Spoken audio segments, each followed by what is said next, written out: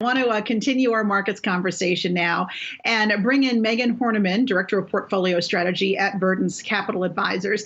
Megan, always good to see you. So I'd like your Hi. take on what's happening in the market today, because we got these encouraging jobless claims numbers. We got some better than expected earnings from big retail giants, yet the market is sort of yawning at that news. So what gives today, do you think?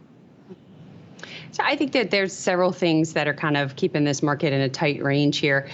There are a lot of risks out there right now. First of all, the market is looking stretched from a valuation perspective. It's continued to make record highs, even amidst some of the volatility that we've seen.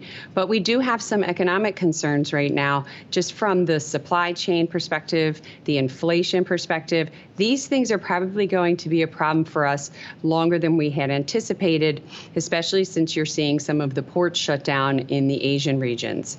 And then you have, obviously, from a market perspective, I think the biggest concern in the equity market would be a taper tantrum. Interest rates are so stubbornly low, and I think that markets are just waiting there to see if we get some big move higher in interest rates.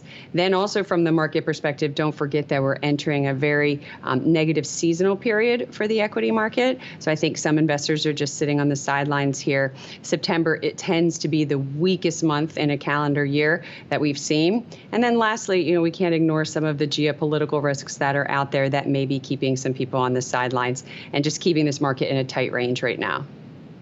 All great things there you just ticked off, Megan. But I want to get back to a possible taper tantrum. I'm interested to learn more about that, because I would have thought it's already been priced into the market. I mean, the Fed has been telegraphing pretty clearly when it wants to start tapering. We got those Fed minutes yesterday, and it looks as though most Fed officials seem to be on board with tapering sometime this fall. When it happens, it won't be a surprise to the market, will it? No, it's not like in 2013 where it was a surprise to the market when Ben Bernanke announced it. We do have a much more transparent Fed, and I think that they are expecting that this is going to happen. But keep in mind that interest rate environment, it does tend to overshoot and undershoot. Right now, I think we're in this undershoot where yields are staying so low for maybe some of the other factors that I mentioned. And when the Fed really does start to taper, and we do realize that economic growth can continue, albeit not at those rates we saw over the past couple quarters, but economic growth still is very strong, that I think that interest rates are going to move higher from here. What about the geopolitical tensions and the situation that continues to unfold in Afghanistan? What, if any, market impact might that have? I mean, I think we're seeing it already play out in the commodities market and the dollar, where those assets are moving higher. Yeah, I think the commodity market, keep in mind the commodity market has rallied so far so fast. Again, another market that's kind of overshot the economic recovery. And right now, I think you're getting some moderation in commodities. But if you look, it's in a lot of those, cyclical commodities that were leveraged to the global growth story. So I think it's a combination of both what's going on geopolitically, but I think more also the concern with the Delta variant and what that means for economic growth.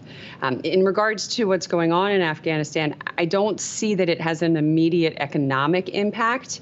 I think the more immediate impact it may have is on confidence. And we're already seeing confidence that's a little bit shaky here. We saw that last week.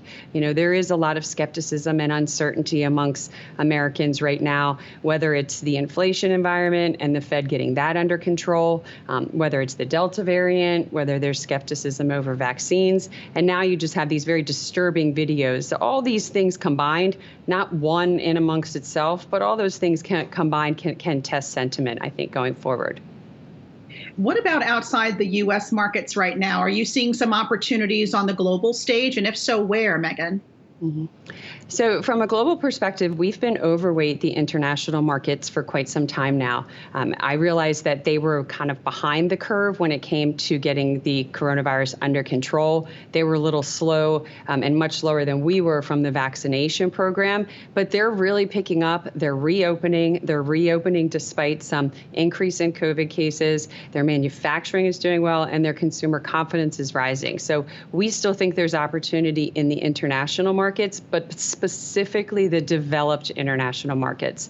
We're looking for opportunities in the emerging markets, but right now there just is so much risk, not only from the geopolitical side, but more from the COVID side, where we're seeing a lot of rolling lockdowns and shutdowns, and specifically some of the manufacturing areas in those economies. And what about in China? I mean, we know that there's going to be some tighter regulation in the offing, especially for tech companies.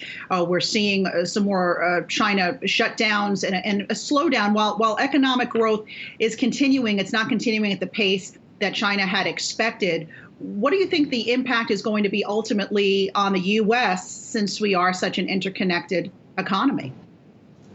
I think the biggest concern with China in regards to you mentioning, their rolling lockdowns that they've had with COVID is the supply chain. We do, as you know, get a lot of our, supplies from China. So as you shut down some of the ports in China, including the third busiest port there, that does present a risk for the supply chain constraints that we have. And what happens there is, if we continue to have supply chain constraints through the rest of this year, then that still does leave the potential for pricing pressures, because the supply chain constraints and the inflation have kind of gone hand in hand as well. All right, we're going to have to leave it there. Megan Horneman of Verdence Capital Advisors. Always good to see you.